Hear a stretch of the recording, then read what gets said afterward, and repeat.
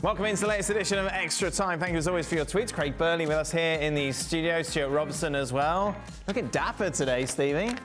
Not sure about that. Well, actually, I was going to wear a black tie as well. He's turned up. I did fear for Man United. But I see. No, a little bit of pink. You used to be like, was you Frank Sinatra's bodyguard? Like you're retired now? I was a stunt double, you know. Ah, dear. Robert, you haven't When have you ever seen him dressed like that? I don't know. I like it, though. I think it's good. I've got to tell you, I thought I'll put the black shirt on and the black pants, and I thought, you know what? Why'd you put black pants on when no one can see them? Sorry? No one can see your pants. Makes a change from those yellow shirts he wears. You said I had a black shirt on and I had a black pant, and I thought, you know what? Robbo, can you see him? I spied this tie on the right. No, I can see him, don't worry. I can see him. Hey, it's good, isn't it, Robbo? Perfect with a black shirt, eh? What I would say is, over the last few weeks, I think Steve's style has improved 100%. He used to look like a right scruff bag, but he looks very good these days. Yes, but It was a paraffin. it was a low bar, wasn't it, Stuart? And what's It was happened to a you, low bar, Robert? I've You got haven't to even say. made an effort tonight. Yeah. Well, I've seen how you dress down, and usually you wear a round neck top underneath your jacket, so I thought I'd go along your sort of route. I think I wore that. I think I wore that once. That was it. Well, those glasses were something else, weren't they? I know you're obsessed with my glasses. I didn't mean to wear them. I didn't want to wear them. Well, Why don't you wear glasses, by the way? why don't you shut up? I said to him, glasses. I said to him earlier, I said, hey, look at that. And he's like, That's reading glasses. I see. don't need glasses apart from when I look at your tie. I don't need highlights. He's like that. And he get the ball to, and once he gets the ball, I don't have highlight sheets. Hey, what was I going to say? Glasses. You haven't got my glasses. No, I understand you had a problem with your contact lenses. yes. However, you could have went for something less obvious, like clear rims. No, but they're just glasses that I've had for years, isn't it? I'm not going to go out and buy glasses just for a couple of days. I would have done. Thank you for the glasses advice. So don't you wear Cheryl's glasses most of the time? I'll wear any glasses to read if I need to read. Stevie, when speaking You of look how... like a right muppet. With Oh yes, I know that. Ben. I'm not going to pretend. Joe 90, how many?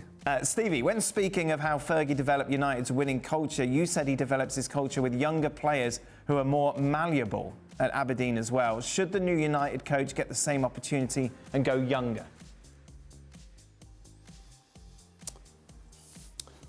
Well, at this stage, the supposed dyed-in-the-wool pros, experienced guys, look as though they need chucked out the door. So maybe it wouldn't be the worst way to go. At the same time, you need to have a certain standard of ability to bring into Manchester United, and then you can maybe start growing that culture. So it sounds easy, but it's actually very difficult to do. Man United had a once-in-a-generation period of Doesn't happen often. All these guys coming through at once. It happens at a few clubs. A few players come through, and then they had probably 5 or 6.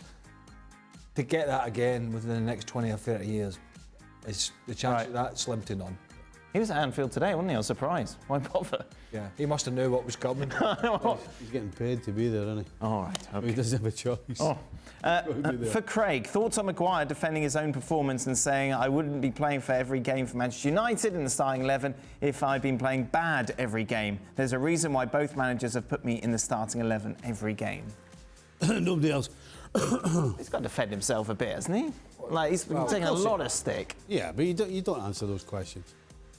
Well, because you can't get it right. the reason that he's in the side is not necessarily because he hasn't been playing bad, but the others have been possibly worse. Right. That's not exactly a pat on the back, is it? A feather in the cap. He's not been good. He's been all right for England, to be fair. I didn't agree with the England fans booing him. I thought that was a disgrace, to be quite frank, because his performances for England have been pretty good. Right. And it's up to Southgate if he wants to go home. For Man United, though, at his club, not been good enough. For a reporter to ask you that, to specifically look you in the face and ask you that question, Right. they're asking for a reaction. That's all they're doing. Yeah. That's why you don't answer the question. Okay. You just ignore it, because whatever you say it's not going to. You can't win, so you don't answer those types of questions. Why has he become the fall guy for all of this, it seems pretty much, Robbo, in the UK, as opposed to someone maybe like Bruno Fernandes? Because he's made some clear mistakes earlier on in the season. He's the England captain, or has been the England captain, so I think he's had most of the publicity. The fans have had a little bit of a go at him for England, as Craig was mentioning. The press thought he was the bloke to have a go at. And he's the leader. And of course, they then had the little spat by saying that Ronaldo and him didn't get on, and Ronaldo wanted the captaincy. So I think they've been a bit unfair with their criticism of him in terms of a leader. Maybe not as a player. I think he's a very good player, but he's lost his confidence completely. He doesn't come out with the ball as he once did. He's making poor decisions, as we saw tonight, when he could have gone tighter to Mane. So he's a player short on confidence, but he's not a bad player. It's a classic case of going in somewhere and the standards are so low and have become so low at Man United, unfortunately for them, is that he, I think, has sunk down to that. We shouldn't forget, although they couldn't agree a fee, that Manchester City were trying to buy him. Yep. And I'm telling you now, he wouldn't be this player if Man City had him, because that manager does not suffer people who are not on top of the game. And then he would raise his game with everybody around him, because the players at that club and the players at Liverpool have just set such high standards. If somebody's not delivering, they're out the team or they get a roasting from the coach. At Man United, it's different. They've suffered mediocrity for quite a while now, and he's just gone down to that level. But City try to buy him, they just wouldn't go all the way in terms of the fee that Man United would. We were talking this during the game. Who has gone to Manchester United over the last 5 years and got better? I can't remember it. Everyone. It just seems to go there. It's just almost a graveyard for performances, for quality. Everyone just goes there and gets worse. For Stevie, Alisson saves Liverpool every week when the score is level, when Liverpool have a narrow lead. Is he making his centre-backs look better than they are? And is he more important than Van Dijk?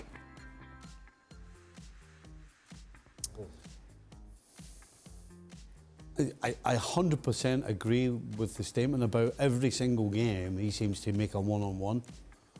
I don't think that it's the centre-backs' faults. I blame the coaching staff, because Liverpool defend with such a high line that it doesn't take an awful lot for a team to get in behind. You know, it just takes one person to be a step off the other three. Right. There's nobody closing the ball. You know, certainly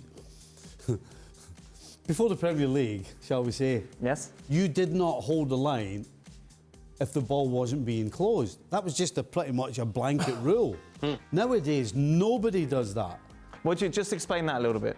What do you mean by that? Well, when there's nobody closing the ball, then the man on the ball can pretty much pick out a pass wherever he wants. Okay. He can stick it in behind, he can stick it short, he can stick it... So you can't gamble on holding the line. As soon as somebody closes the ball, then you can hold the line. That was basically the rule. Right. Now, particularly Liverpool, they just hold a line. And they've obviously been told. And there are some good teams and some good players in the Premier League. And when you're playing against them and they get it right, they get the timing right, then you're done. So is he more important than Van Dijk? No. That's a funny face. No, because having just agreed with the fact that it seems like every game he's saving a one-on-one when it's an important stage of the game. Yep. Then you have to take your time and think about the question, Dan. Oh no, I like it. There you go. You're going to Philadelphia to visit family. Yep. Are you also doing? You've really got like a hit job down there or something? You got a mob job down there when you're down for a few quid? It depends, something might come up. I'm always ready. He'll be ready to rumble. I'm always ready. Hey. Robbo, which stadium was knocking the door, dressed with the old... Which stadium was the most intimidating away day when you were playing? Most intimidating stadium, I would say, when I first started playing, it had to be Anfield, because they were the best team. And you went there knowing you weren't going to get too many touches of the ball. If you didn't play at your very best, you were going to get thrashed, and the crowd were going to get onto your back and give you a bit of stick as well. So Liverpool was the most intimidating place to go and play in the 80s, when Liverpool were at the top of their game. Oh, and Steve Nicol was playing. He was intimidating as well. Other ventures. Before he fell off the edge of the cliff. Before he moved on to his side jobs. Fell through a hole in the roof. Garbage collection. Stevie, most intimidating? can't really.